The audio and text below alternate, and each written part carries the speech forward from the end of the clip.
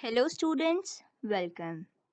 This is class 7th Science, chapter number 14, Electric Current and its Effects. As of now, in our previous video lectures, we were performing the activities. In this lecture number 3, we will start the theoretical part.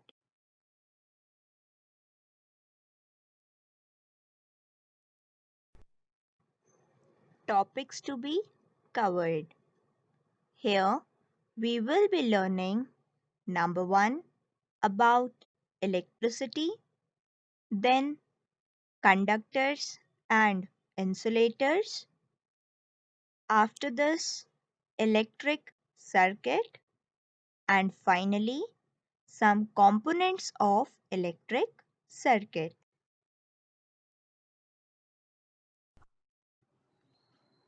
So let's start with electricity. What is electricity? Students, electricity is one of the important form of energy. Electricity is used for various purposes like lighting, heating, driving electric equipments, and many more. In our house, we use lot many appliances which work on electricity.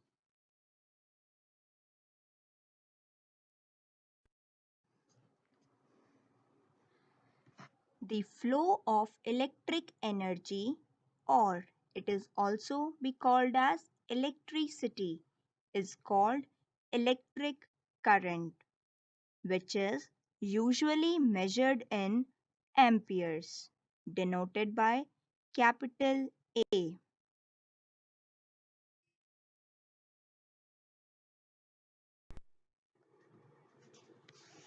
The types of materials. Materials are divided into two types based upon their nature. Some are conductors and some are insulators.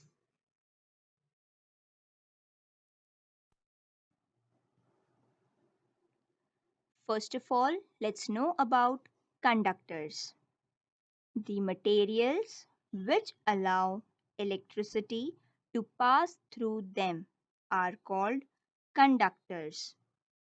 Here in this picture, you can see any metal like copper, aluminium, or steel allows electric current to pass through them.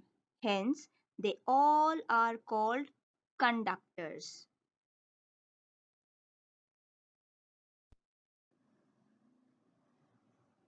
Moving on to insulators.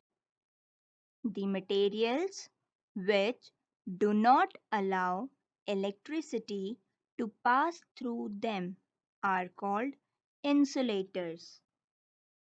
Here in this diagram, you can see few examples of insulators like plastic, rubber, glass, cloth, and wood. These all materials do not allow electric current to pass through them.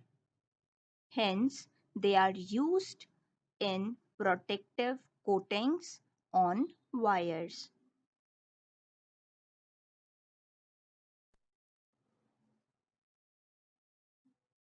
Let us now look at some of the common household items which are easy to find and check whether they are conductors or insulators. The first is an iron nail. It is a conductor. A wooden pencil, an insulator. A stone, again an insulator.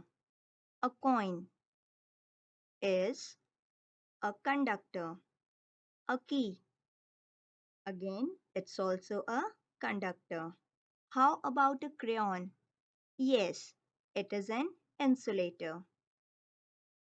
Finally, a plastic comb. Definitely, it's also an insulator. So, with the help of these examples, you can very easily understand the difference between a conductor and an insulator.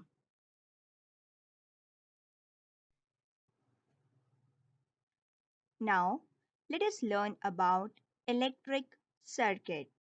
What is an electric circuit?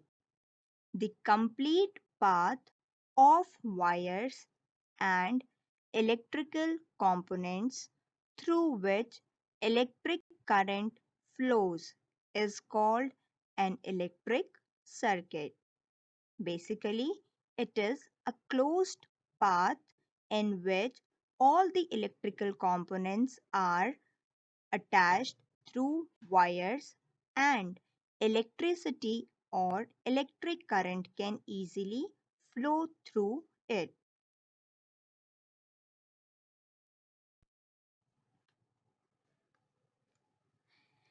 In an electric circuit, there is a source of electric current and a switch.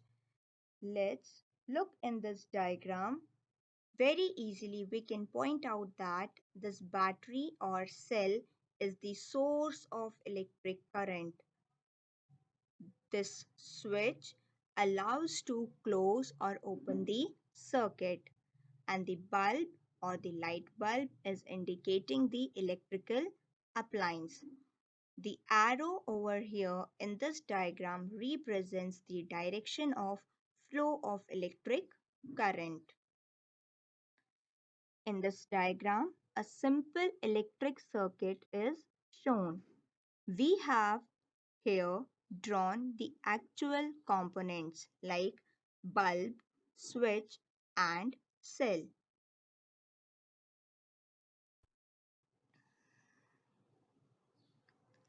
However, if we look at the circuit diagram, the true pictures do not show the components of the circuit because it is not possible if there are more number of components. Thus, the devices are represented by symbols in a circuit diagram.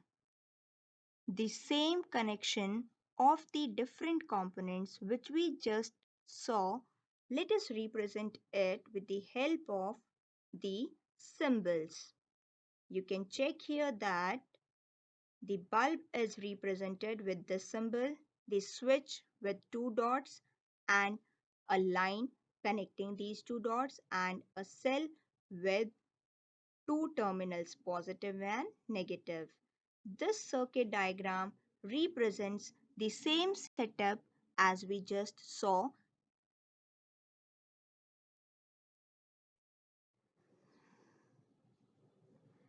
Let us now learn about some components of electric circuit.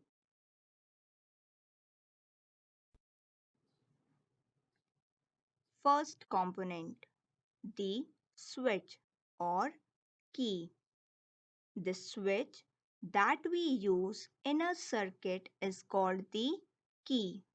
It allows the current to flow after the button is pressed. In general, whenever we need to on any of the appliances, we press the switch. It then allows the current to flow and the appliance starts working.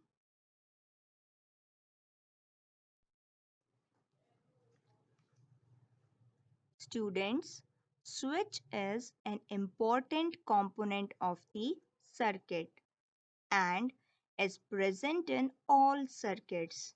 There are different types of switches with different functions. Let us now look at the two types of switches. One is when the switch is open, hence the current is not flowing in the circuit and it can be called as an incomplete circuit.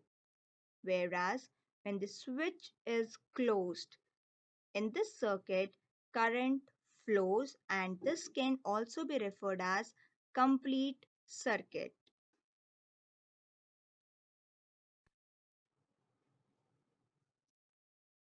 When you press the switch in on position for a bulb, a tube light, or a fan, it starts working because now the current is flowing and the circuit is closed.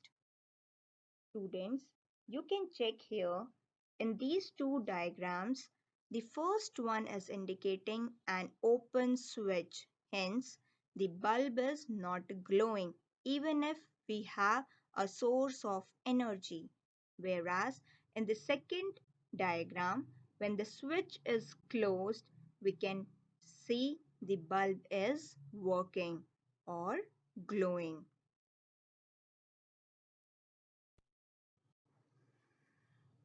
Similarly, when the switch is in off position, the circuit is open and no current flows through it.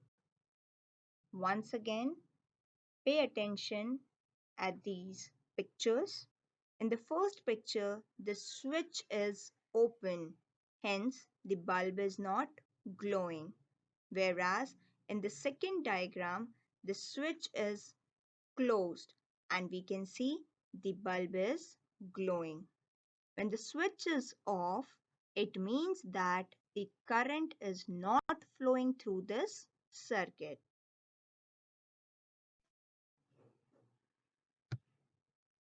After learning about switch, let us learn about the second component, a cell.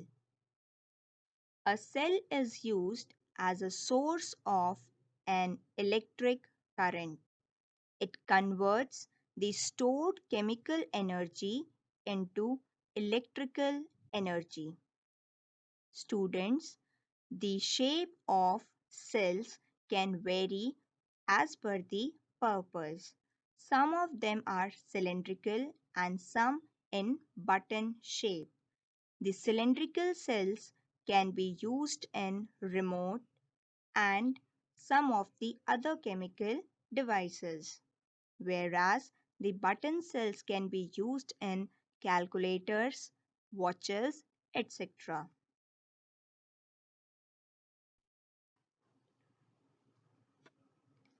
A cell has positive and negative terminals and the wire is attached to it. Let's check in these diagrams. A cell has a positive and a negative terminal. It can also be represented symbolically with two vertical lines, one bigger in length, which is representing the positive terminal, the shorter one representing the negative terminal.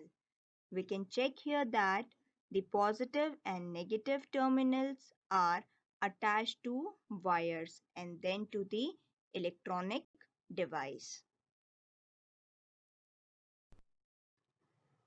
Now, let us look at some common parts of an electric cell. We already discussed that in a cell there are two terminals, a positive terminal and a negative terminal.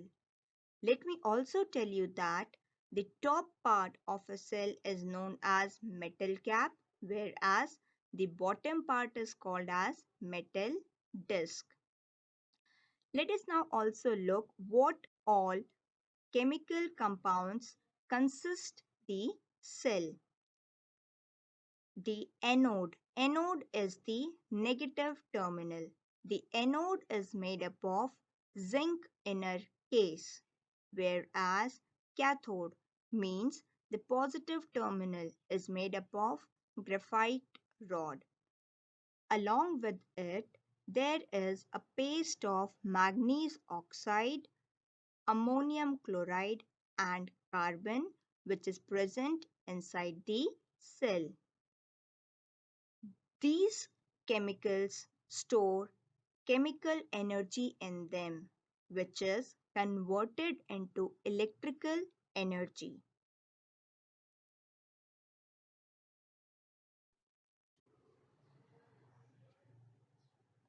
Let's now understand how to connect two cells, as each cell has its own two different terminals. Students, two or three cells are connected by joining the positive terminal of the first cell with the negative terminal of the next cell. In the diagram, you can check that the two cells are connected by a connecting wire. The important thing to note here is that the positive terminal of one cell is connected with the negative terminal of the another. If we can invert the first cell, then this arrangement is very common, which we see in our TV remotes, AC remotes, etc.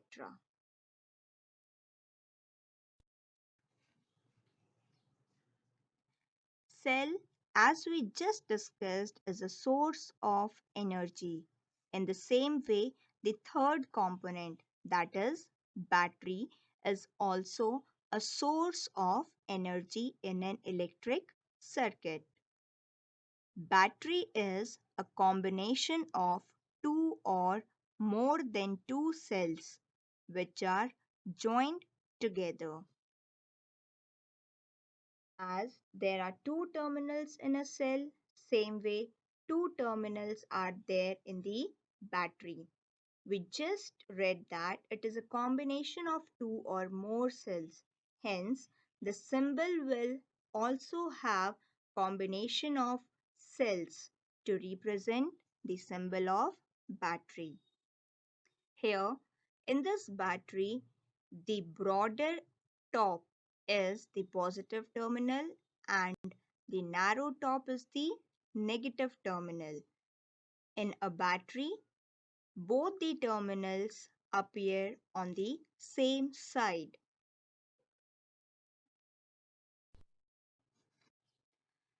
The fourth component is conducting wires. A wire made up of a conducting material is required in the circuit. It is joined for the flow of current in the circuit. It passes current very easily from one part of a circuit to another. You all must have seen these electrical wires.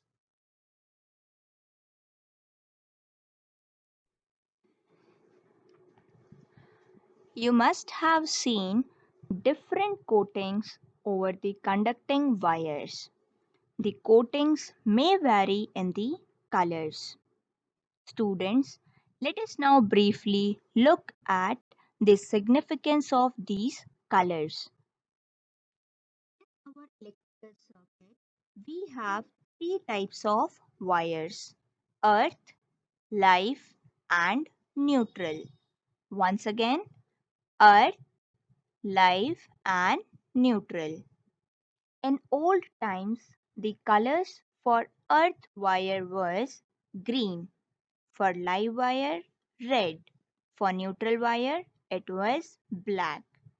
However, the new wire color combination is green and yellow for earth wire, brown for live wire, and blue for neutral wire.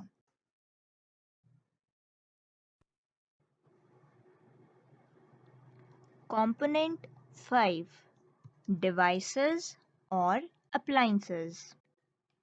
The appliance or a device which needs the electric current is also attached to the circuit.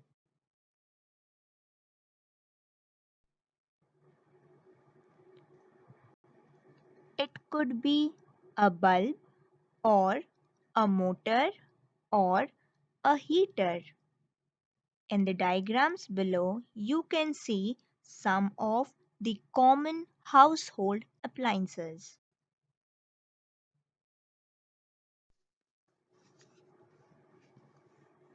The next important component of the electrical circuit is ammeter.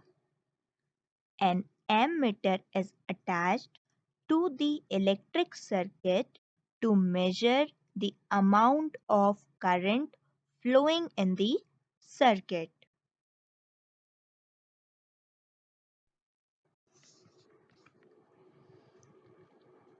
Component 7 is voltmeter.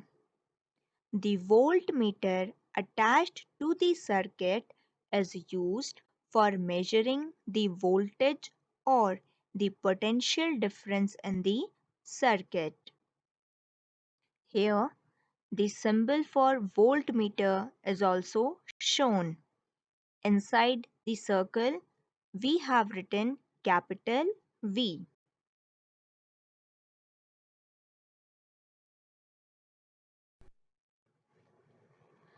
Let us now have a look at some of the homework questions. These questions are based on lecture number 3, which we just discussed. Starting with fill in the blanks. Number 1. The materials through which electric current can pass are called dash. Number 2. Dash is the source of energy in an electric circuit.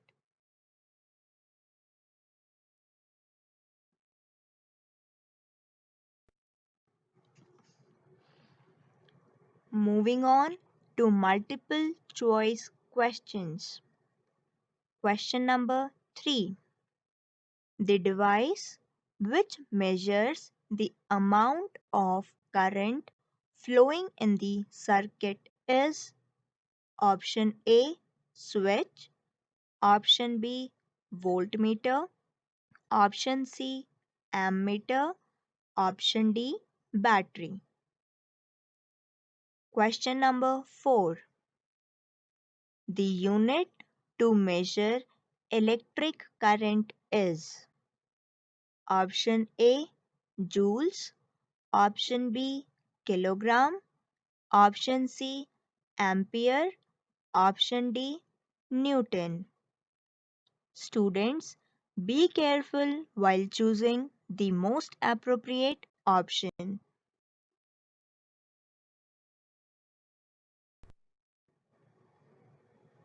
That's all for this video lecture. Thank you.